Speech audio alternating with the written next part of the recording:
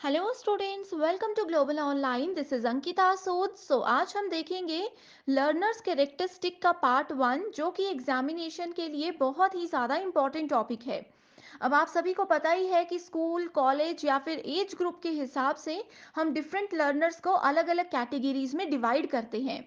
हर एक लर्नर जो होता है, हर एक स्टूडेंट जो होता है, सबकी अलग अलग विशेषताएं होती हैं एंड सबकी अलग अलग कमियां होती हैं। तो उन सभी चीज़ों का ध्यान रखते हुए कुछ इंपॉर्टेंट कॉन्सेप्ट्स को आज हम डिस्कस करने वाले हैं।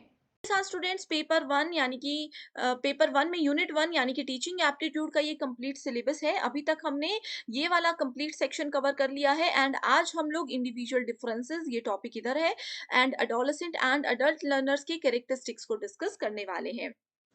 पेपर वन के बेस्ट प्रिपरेशन के लिए कंप्लीट कोर्स भी मैं लेकर आई हूँ, जहां पर स्टूडेंट्स एग्जामिनेशन के difficulty level and latest questions के पैटर्न के अकॉर्डिंग एग्जाम से पहले आपका 100% सिलेबस कवर करवाने की श्योरिटी दी जाती है।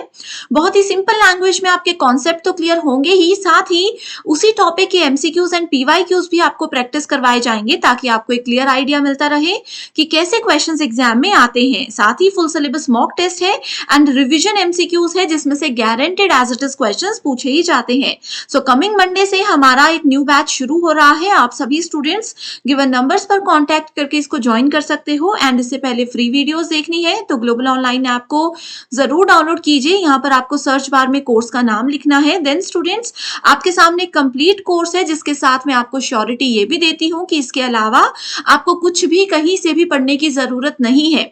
प्रैक्टिस के लिए भी एक्स्ट्रा क्वेश्चंस नहीं लेने पड़ेंगे। यहाँ पर आप देख सकते हो मॉक टेस्ट आपको मिल जाएंगे, 5000 प्लस रिवीजन एमसीक्यूज मिल जाएंगे, जिसमें यूनिट वाइज सभी स्टेट्स के पीवाईक्यूज को अरेंज किया गया है।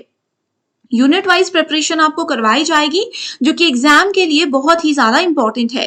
कोई भी डाउट्स हैं तो आप गिवन नंबर्स पर व्हाट्सएप के थ्रू कांटेक्ट कर सकते हैं। अपने टॉपिक की ओर, जिसमें हम बात कर रहे हैं अडोलेसेंट एंड अडल्ट लर्नर्स की। प्रीवियस वीडियो में आपको मैंने बताया था कि अडोलेसेंट लर्नर्स होते हैं यानी कि किशोर बच्चे, किशोर अवस्था जो होती है, ये होता है 10 साल से लेकर के लगभग 16-17 साल तक के जो बच्चे होते हैं, वो आते हैं अडोलेसेंट कैटेगरी में। दूसरे होते हैं अडल्ट लर्नर्स, जो कि 18 प्लस लर्नर्स होते हैं। इस वीडियो में हम देखेंगे कि अडोलेसेंट एंड अडल्ट लर्नर्स की ये जो 4 कैरेक्टरिस्टिक्स हैं, ये किस तरह से डिफरेंट होती हैं। ये जो क्वेश्चन है, ये जो इस पर्टिकुलर स्लाइड में आज मैं आपको बताऊंगी, एग्जाम में जरूर पूछा जाएगा, तो आप इसको नोट जरूर कीजिएगा। ठीक है। तो सबसे पहले हम बात करेंगे अडोलेसेंट लर्नर्स के एकेडमिक कैरेक्टरिस्टिक की। तो एकेडमिक कैरेक्टरिस्टिक्स में सबसे पहले तो ये आता है कि वो लोग हर चीज को रिलेट करना चाहते हैं। बच्चे होते हैं ना, बहुत सवाल पूछते हैं, हम कुछ कराएंगे तो उनको लगेगा कि आधी चीजें बेकार हैं, आधी चीजों का कॉन्सेप्ट वो नहीं समझ पाएंगे, तो वो चाहेंगे कि हम उनको डिटेल में बताएं। तो ये होते हैं एडोलेसेंट लर्नर, कि वो हर एक चीज को डीप में समझना चाहते हैं कि इसके पीछे रीजन क्या है, इसको हम क्यों कर रहे हैं, कैसे कर सकते हैं, ये सब चीजें। दूसरा उनका एकेडमिक पॉइंट क्या हो सकता है? दूसरा ये हो सकता है कि इसमें वो कंक्रीट से एब्स्ट्रैक्ट एब्स्ट्रैक्ट थिंकिंग की तरफ को मूव करते हैं। इस चीज को नोट कर लीजिए, ये previous year question as it is statement थी। इस तरह से क्वेश्चन पूछा गया था कि कॉन्क्रीट से एब्स्ट्रैक्ट थिंकिंग की ओर अगर कोई बच्चा मूव करता है, तो वो कौन सा लर्नर है एंड उसकी ये कौन सी कैरेक्टरिस्टिक्स है। तो आपको आंसर देना है एडोलेसेंट लर्नर है एंड ये उसकी एकेडमिक कैरेक्टरिस्टिक है। राइट। नेक्स्ट है, एकेडमिक कैरेक्टरिस्टिक में यही है कि interest in interacting with peers during learning activities, यानी कि अपने आसपास के लोगों के साथ उनकी इंटरेक्शन जो है वो बढ़ती जाती है। ठीक है। पीयर का मतलब होता है जो हमारे आसपास रहते हैं, जो हमारे आसपास हमारे साथ काम करते हैं, उन लोगों के साथ वो इंटरेक्ट करना बहुत अच्छा समझते हैं। नेक्स्ट आता है सोशल कैरेक्टरिस्टिक की। अगर हम लोग बात करें तो इसमें वो अपना बिहेवियर चेंज करते हैं। ठीक है। जैसे कि अगर मान लीजिए उनको अपने पेरेंट्स में कोई अच्छी आदत लगती है, तो वो उसको मतलब नोट करते हैं, उसको अपने आप में अपनाने की कोशिश करते हैं। ठीक है। दूसरा, जैसे कई बार होता है ना कि मेरा फ्रेंड कोई किस तरह से बात कर रहा है, मुझे वो तरीका अच्छा लगे या अट्रैक्टिव लगे, हम उसको फॉलो करने की कोशिश करते हैं एंड अपने आप में उस चीज को इनहेल करने की कोशिश करते हैं। तो ये होता है सोशल कैरेक्टरिस्टिक एक अडोलेसेंट लर्नर की। अभी तक उनका अपना कोई बेसिक नेचर नहीं होता, अभी वो सामने वाले को देखकर उस अकॉर्डिंग उनके हिसाब से उनकी तरह बनने की कोशिश करते हैं। सिंपल लैंग्वेज में अगर बोलूं तो we try to copy the behaviour of people around us. Next social characteristic हो सकता है, इस एज में हम क्या करते हैं, अपनी सोशल पोजीशन यानी कि अपनी एक सोशल इमेज बनाने की कोशिश करते हैं। इस एज में ज़्यादातर स्टूडेंट्स को ये रहता है कि यस हम स्कूल जाएँ तो सब हमें जानते हों, सब हमसे अच्छे से बात करें। ये जैसे मूवीज़ टाइप होता है ना, उस तरह से वो चाहते हैं। तो एक सोशल इमेज उनकी अच्छी होनी चाहिए। इस एज में तभी होता है कि स्टूडेंट्स को अगर कोई डाँट दे सबके सामने तो वो बहुत बुरा मान जाते हैं, क्योंकि उनको ऐसा लगता है कि हमारी इमेज खराब हो रही है, हमसे लोग अच्छे से बात नहीं कर पा रहे हैं, तो ये सब चीज़ें रहती हैं, ठीक है? नेक्स्ट है adolescent learners love to make groups with people having some background और mentality, यानी कि कुछ सेम बैकग्राउंड और मेंटालिटी के लोगों के साथ वो अपने ग्रुप्स बनाने लग जाते हैं। इस तरह से इनकी दोस्ती और इस तरह से चीजें जो है ये कनेक्ट कर पाते हैं। राइट। नेक्स्ट कैरेक्टरिस्टिक है that is emotional characteristics. So emotional characteristics में मूड स्विंग्स बहुत आते हैं इस एज में बच्चों के। तो चाहे क्लास में हो, ऐसा होता है ना कि थोड़ा सा भी टीचर ने क्लास में स्टूडेंट्स को कुछ बोल दिया तो वो बहुत गुस्सा हो जाएंगे, वो बहुत इरिटेट हो जाते हैं। तो ये सारे आते हैं उसके इमोशनल कैरेक्टरिस्टिक में। तो ये एग्जाम में क्वेश्चन पूछा गया था कि अगर किसी बच्चे को आप क्लास में पढ़ा रहे हो, किसी बच्चे को मूड स्विंग्स हो रहे हैं, वो छोटी-छोटी बात पे इरिटेट हो रहे हैं, आप उनको पढ़ा रहे हो, जो भी कर रहे हो वो इरिटेट हो रहे हैं, तो वो कौन से लर्नर की कौन-सी कैरेक्टरिस्टिक है? तो ये एडोलेसेंट लर्नर की इमोशनल कैरेक्टरिस्टिक के अंदर आता है, ठीक है? एंड इमोशनली वो जो है काफ़ी वीक होते हैं इस टाइम पे, उनकी एनर्जी लेवल बहुत हायर होता है and they want to release that energy. ठीक है? हाई एनर्जी होती है एंड इससे ये बड़ी गंदी एक्टिविटीज़ में भी पड़ जाते हैं। एक आपने भी सुना होगा कि एक एज होती है बिगड़ने की और सुधरने की, जो उस एज में बिगड़ गया, वो बिगड़ गया। तो ये वो इमोशनल कैरेक्टरिस्टिक होती है एडोलेसेंट लर्नर्स की, ठीक है? कि वो इस एज में एनर्जी हायर होती है, कहीं पे उस एनर्जी को यूज़ करना चाहते हैं, सो वो बैड एक्टिविटीज़ में भी इन्वॉल्व हो जाते हैं। नेक्स्ट आती है कॉग्निटिव एबिलिटीज, जो कि बहुत ही ज्यादा इंपॉर्टेंट है। कॉग्निटिव एबिलिटी जो होती है एक अडोलेसेंट लर्नर की, वो ये होती है कि वो अ, किसी भी कॉम्प्लेक्स चीज अगर हमारे सामने आ जाती है तो उसको समझने की कोशिश करते हैं, उसको ज्यादा जानकारी लेने की कोशिश करते हैं उससे रिलेटेड।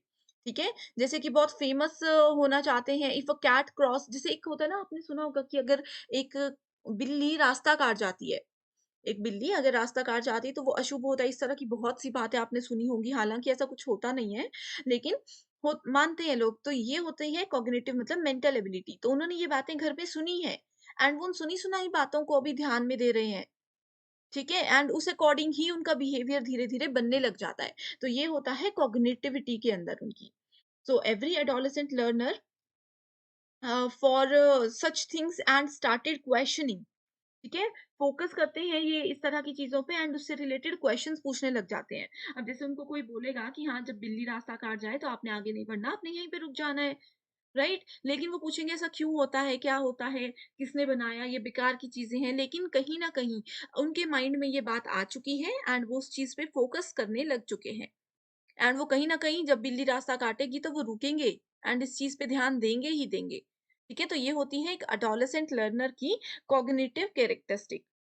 ये जो है इम्पेशेंट होते हैं, बिल्कुल भी पेशेंस नहीं होता है and they have ability to do self reflective, that means they implement everything.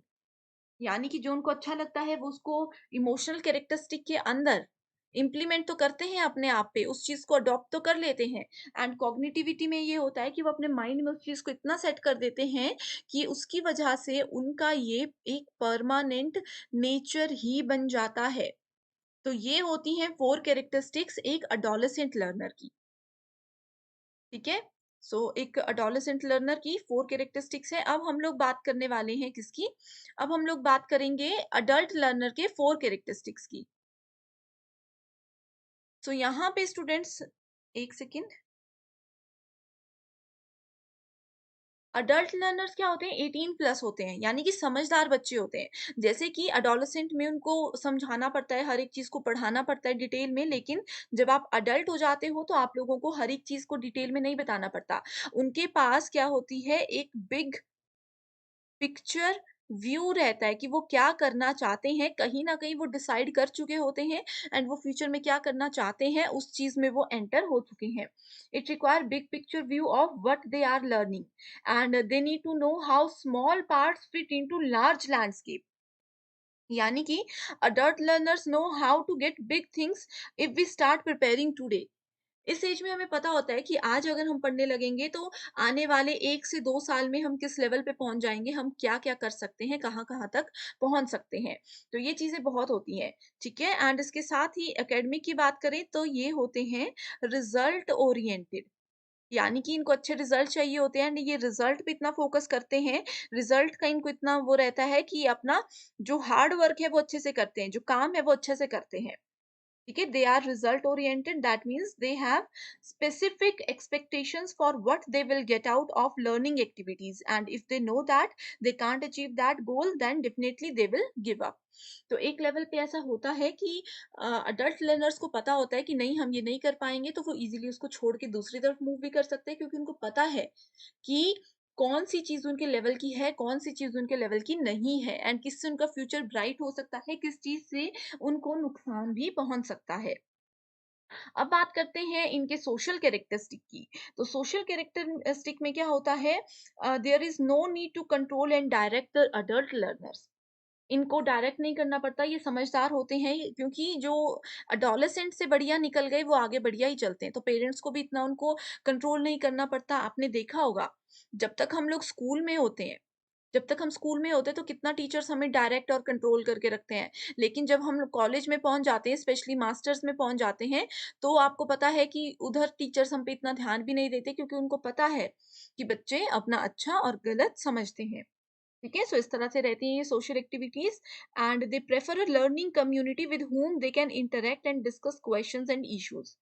ठीक है, इस एज में सभी चाहते हैं कि सब हमें रिस्पेक्ट से ट्रीट करें, तो ये भी एक इम्पॉर्टेंट स्टेटमेंट है, एग्जाम में पूछा जा सकता है कि अडल्ट लर्नर्स की सोशल कैरेक्टरिस्टिक के हिसाब से ये स्टेटमेंट ट्रू है या फॉल्स है। वो ये है कि इस एज में बच्चे चाहते हैं कि हमें रिस्पेक्ट से बात करें एंड वो एक कम्युनिटी में इन्वॉल्व होना चाहते हैं, ताकि लोग उनको पहचाने एंड वो किसी बड़े बात पे अगर डिस्कशन कर भी रहे हैं तो उनसे बड़े एज के लोग, बड़े एक्सपीरियंस के लोग उनको जो है गाइड कर सकें।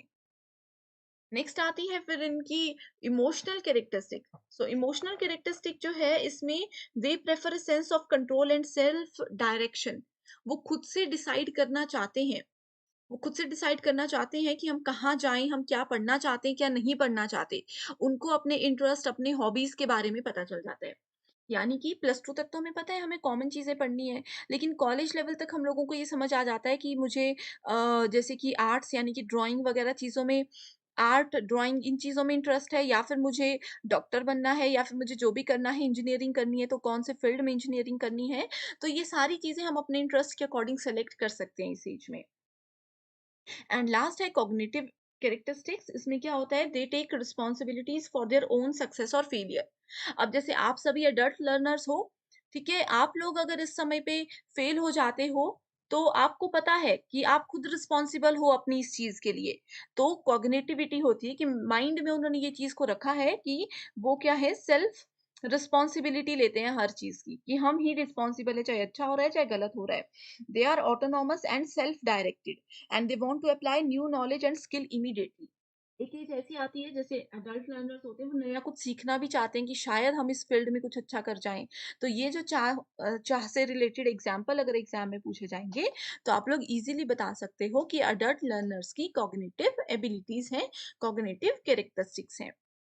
राइट, सो ये थोड़ा सा मतलब बड़ा टॉपिक हो चुका है, लेकिन ये बहुत इजी है एंड एक बार भी अगर आपने इसको ध्यान से सुन लिया है, तो भी आई नो आप लोग इसको अच्छे से कर सकते हो। अब यहाँ पे हम बात करेंगे डिफरेंट स्टेजेस की। एक बच्चा जब पैदा होता है, एक स्टूडेंट जब पैदा होता है, तो उसको एज में उसकी पूरी डिफरेंट स्टेजेस में डिवाइड किया जाता है। यानी कि बर्थ से लेकर के 2 साल तक के बच्चा, इस एज में उनको बोला जाता है सेंसरी मोटर स्टेज। ये बहुत ही ज़्यादा इंपॉर्टेंट है, एग्ज़ाम में पूछा गया है क्वेश्चन। ठीक है, सेंसरी मोटर स्टेज इसको बोला जाता है। सो इसके जो है कैरेक्टरिस्टिक्स ये है, the infant learns about the world through their senses and through their actions. तो जो बच्चा पैदा होता है वो अपने ऑब्जर्व करेगा अपने सेंसेस से, अपने पेरेंट्स को देख करके ही चीज़ें सीखता है, उसके आस-पास कैसा माहौल है, वो वैसी ही चीज़ें सीखता है। During the sensory motor stage a range of cognitive ability develop, यानी कि उनका जो माइंड है, उनका जो मेंटल लेवल है वो बढ़ने लगता है, डेवलपमेंट स्टेज पे होता है। It include object permanence, self recognition, deferred imitation and representational play. ठीक है, इसमें ज़्यादा कुछ समझाने की ज़रूरत नहीं है। अगर आप न्यूबॉर्न बेबी से लेकर के 2 साल तक का बच्चा देखते हो, तो आपको पता है कि उनका ग्रोथ लेवल क्या होता है, उनके किस तरह से समझने की प्रक्रिया चलती है। ठीक है? इसके और कैरेक्टरिस्टिक्स हैं, डेवलपमेंटल चेंज क्या होते हैं इसमें? They relate they relate to the emergence of the general symbolic function which is the capacity to represent the world mentally, यानी कि वो दुनिया को समझने की, दुनिया का प्रतिनिधित्व करने की क्षमता इस समय पे रखते हैं। At about 8 months, the infant will understand the permanence of objects and that they will still exist even if they can't see them, and the infant will search for them when they disappear.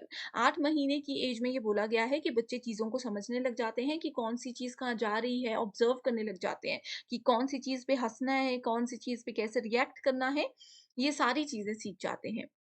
Next आता है प्रेपरेशनल stage, ठीक है? Pre operational stage, sorry, pre operational stage है, ये होता है 2 से 7 साल।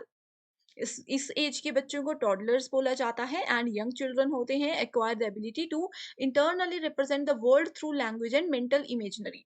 सो इस एज में बच्चे अपनी जो है मानसिक कल्पना करना शुरू कर देते हैं एंड उसके हिसाब से उसी को ध्यान में रखते हुए चीज़ों को सीखने लग जाते हैं। इतना ही काफ़ी है इसमें। नेक्स्ट है इसको भी आप लोग पढ़ सकते हो। नेक्स्ट आता है हमारे पास कंक्रीट ऑपरेशनल स्टेज। ये होता है 7 से 11 साल के बच्चे। इस स्टेज में क्या होता है, children begin to thinking logically about concrete events. ठीक है? सो इनके बारे में ध्यान से समझना वो शुरू कर देते हैं। आपको स्टूडेंट ज़्यादा याद नहीं रखना, आप क्या करो, एक तो नाम याद रखो कॉन्क्रीट ऑपरेशनल स्टेज, एज याद रखो 7 से 11। आपने ज़रूर इस उम्र के बच्चे देखे होंगे तो आप आइडिया लगा सकते हो कि वो कैसे काम करते हैं। प्री ऑपरेशनल स्टेज है 2 से 7 साल के बच्चे, ठीक है? इस तरह से याद रख लो। नेक्स्ट है फॉर्मल ऑपरेशनल स्टेज, 12 साल एंड उससे ज़्यादा के बच्चे वो क्या करते हैं, ड्यूरिंग दिस स्टेज हम अडोलेसेंट होते हैं, they can deal with abstract ideas, जो कि मैं आपको बता चुकी हूँ। ठीक है? They can follow the form of an argument without having to think in terms of specific. अब है आज का मोस्ट इंपॉर्टेंट टॉपिक जिसका नाम है individual differences. So individual differences यानी कि व्यक्तिगत मतभेद। ये क्या होता है, देखो, दो लोग हैं, ए एंड बी, 2 लोग डिफरेंट होते हैं। किसी भी पैटर्न में, किसी भी मैनर में डिफरेंट हो सकते हैं। उस चीज़ को बोला जाता है individual differences. Individual differences are found in all psychological characteristics, physical, mental abilities, knowledge, habit, personality and character traits. इसको मैं एक एग्जाम्पल के साथ ही आपको बताती हूँ। ये है पर्सन ए, ठीक है? एंड ये है पर्सन बी। ठीक है, स्टूडेंट ए स्टूडेंट बी हम इसको बोलकर चलते हैं। अब इंडिविजुअल डिफरेंसेस बोलता है कि दो बच्चे, दो लोग आपस में अलग होते हैं। अब ये टॉपिक टीचिंग एप्टीट्यूड में इसलिए ऐड किया गया है ताकि आप लोगों को आप लोग पता कर सको कि दो बच्चे एक दूसरे से अलग हैं, तो हमें किसी को दूसरे के साथ कंपेयर बिल्कुल भी नहीं करना है। अब ऐसा हो सकता है कि स्टूडेंट ए जो है ये मैथ में बहुत अच्छा है, 100% भी स्कोर कर सकता है। लेकिन पर्सन बी जो है ये मैथ में बिल्कुल ज़ीरो है, ये मुश्किल से 10% स्कोर कर सकता है, यानी कि हर बार मैथ में फेल होता है। इसका मतलब क्या है? इसका मतलब तो हम ये नहीं बोल सकते कि ए बहुत अच्छा है, ये लाइफ में बहुत अच्छा कुछ करेगा। वहीं दूसरी तरफ पर्सन ए जो है वो गेम्स में बिल्कुल भी इंटरेस्टेड नहीं है।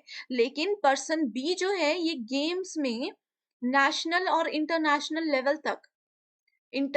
लेवल तक खेल के आ चुका है, यानी कि 100% अच्छा है अपनी गेम्स वाले सेक्शन में। ठीक है? तो 2 लोग हैं, 2 क्राइटेरिया हैं, ये अपने आप में डिफरेंट हो सकते हैं। तो इंडिविजुअल डिफरेंसेस में यही होता है कि अगर 2 स्टूडेंट्स हैं, एक स्टूडेंट आपकी क्लास में अच्छा रिस्पॉन्स नहीं दे रहा, उसका रिजल्ट बिल्कुल भी अच्छा नहीं आ रहा, तो आप उसको कभी भी दूसरे स्टूडेंट के साथ कंपेयर ना करें। ठीक है? क्योंकि हो सकता है कि उसको उस सब्जेक्ट में इंटरेस्ट ही ना हो, वो किसी दूसरे सब्जेक्ट में इतना प्रो चल रहा हो, इतना अच्छे से काम कर रहा हो कि वो बहुत अच्छा उसमें अपना फ्यूचर बना सकता है। ठीक है? सो यही बोला जाता है इंडिविजुअल डिफरेंसेस में। अब यहाँ पे एक तो जो डेफिनेशन मैंने बताई इसको याद रखो। एक एग्जाम में इस तरह से क्वेश्चन पूछा जा सकता है कि इंडिविजुअल डिफरेंसेस जो होते हैं उनको किस बेसिस पे डिवाइड किया जा सकता है। पहला है फिजिकल अपीयरेंसेस। कुछ भी हो सकता है, पर्सन ए कोई लड़की है वो बहुत ब्यूटीफुल है। ठीक है? जो बी है वो ब्यूटीफुल नहीं है। तो क्या है, उनका फिजिकल अपीयरेंस है, किसी की हाइट कम हो सकती है, किसी की हाइट ज़्यादा हो सकती है, तो इस बेसिस पे उनको कंपेयर करना बिल्कुल गलत हो सकता है। अब आप बोलोगे कि हाइट कहीं न कहीं मैटर करती है। जैसे अगर हम कहीं पे भर्ती टाइप के लिए जा रहे हैं, ठीक है, आर्मी में जाना चाहते हैं, तो वो वहाँ पे हाइट मैटर करती है। तो वो एक क्राइटेरिया होता है, लेकिन वहाँ पे उनमें डिफरेंस नहीं किया जाता। वो एक अलग चीज़ है, ठीक है? तो आप लोगों ने उस चीज़ को भी ध्यान में रखना है। दूसरा है इंटेलिजेंस लेवल, वो मैं आपको एग्जांपल बता चुकी हूँ। दूसरा है एटीट्यूड। एटीट्यूड पे यहाँ पे हमारा मतलब है कि किसी एक पर्सन का किसी एक चीज़ को लेकर के पॉइंट ऑफ व्यू कुछ और हो सकता है, दूसरे पर्सन का उस चीज़ को लेकर के पॉइंट ऑफ व्यू कुछ और हो सकता है। जिस चीज़ से डिबेट्स भी शुरू हो सकती हैं, ठीक है? कोई भी डिबेट जीते अपनी एंड पे तो दोनों ही लोग सही होते हैं, तो ये होते हैं डिफरेंट एटीट्यूड। नेक्स्ट है डिफरेंट अचीवमेंट्स, इसका एग्जांपल भी मैंने यहाँ पे आपको बताया है, यही अचीवमेंट के अंदर आता है। नेक्स्ट है सेक्स। अब बोलोगे कि मेल एंड फीमेल दोनों को इक्वल अपॉर्चुनिटीज मिलती हैं, दोनों को इक्वल लेवल पे रखा जाता है, ठीक है? डिफरेंस नहीं किया जाता मेल फीमेल में, तो यहाँ पे इस चीज को क्यों ऐड किया गया? कई बार क्या होता है कि कुछ चीजों के लिए कुछ रिक्रूटमेंट्स होती हैं, कुछ चीजें होती हैं जो कि मेल फीमेल मेल ही कर सकते हैं, कुछ फीमेल्स ही कर सकती हैं। तो उस चीज़ को लेकर के यहाँ पे बोला गया है कि इंडिविजुअल डिफरेंसेस में ये चीज़ को भी ऐड जनरली किया जाता है, लेकिन नहीं किया जाना चाहिए, ठीक है? नेक्स्ट है इकोनॉमिक स्टेटस, कि पर्सन जो है, स्टूडेंट जो है, उसका इकोनॉमिक स्टेटस क्या है, फैमिली बैकग्राउंड क्या है। सबका फैमिली बैकग्राउंड डिफरेंट होता है, तो उस चीज़ पे भी उनमें डिफरेंस कभी नहीं करना चाहिए। इमोशन, इमोशन तो आपको पता ही है कि कौन कैसा बिहेवियर वाला है, किसकी क्या पर्सनैलिटी है, ठीक है? तो वो भी बहुत इंपॉर्टेंट होते हैं। अब जैसे जो ज़्यादा इमोशनल स्टूडेंट है, ठीक है? उसको आप थोड़ा-सा डाँट लो, वो रोने लग जाएगा, ठीक है? वो उस बात को दिल पे ले लेंगे एंड हो सकता है कि वो उस चीज़ को लेकर के पढ़ाई बिल्कुल ही छोड़ दे, या फिर वो हो सकता है कि वो इतना ज़्यादा पढ़ ले कि यस, आज मुझे डाँट पड़ी है, आगे से नहीं पढ़नी चाहिए। एक वहाँ पे दूसरा बच्चा है, उसका इमोशनल लेवल जो है वो ऐसा है कि आप उसको जितना मर्ज़ी डाँटो, उसको कोई फ़र्क ही नहीं पड़ता। अच्छा बोलो, बुरा बोलो, पढ़ाओ, डाँटो, जो मर्ज़ी करो, उसको कोई फ़र्क नहीं पड़ता। तो हर एक बच्चे का इमोशनल लेवल, इमोशन जो है वो भी डिफरेंट होते हैं। ठीक है? सेम वही है, उनकी पर्सनैलिटी भी डिफरेंट होती है। सो इन सब चीज़ों को यहाँ पे पॉइंट आउट किया गया है एंड यही बोला गया है कि हमें इंडिविजुअल डिफरेंसेस को किस तरह से कैरेक्टराइज़ किया गया है generally, right? So I hope students आज की ये वीडियो आपको पसंद आई है। आज जो हमने जो टॉपिक किए हैं ये बहुत ज़्यादा इम्पोर्टेंट है एंड प्रीवियस वीडियो यानी कि lecture number 1 and lecture number 2 बहुत ज़्यादा इम्पोर्टेंट है। अगर मिस हो चुके हैं तो उसको ज़रूर देखिएगा and thank you so much for watching this video and I wish you all